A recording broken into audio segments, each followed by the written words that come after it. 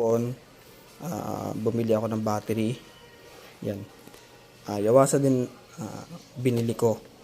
Dahil ang stock pala nitong Honda Click version 3 natin na pinanggagrab ay ito.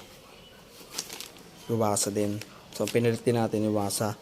Nagulat ako 4 months, magpo 4 months pa lang yung motor natin, nalobat na agad. Pero ito yung battery niya, Yuwasa din.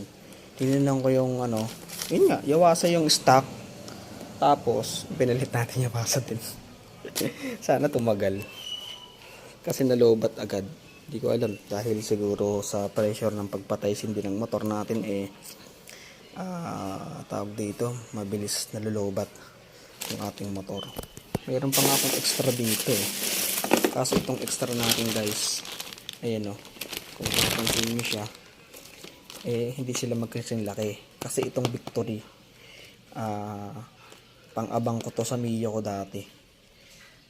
Hindi pala sila magka-size ng Honda Click. Mas malaki pala yung Honda Click kaysa sa Mio i. Ito brand new pa to, hindi pa nasasalpak to. Ito, yung laman nito luma na.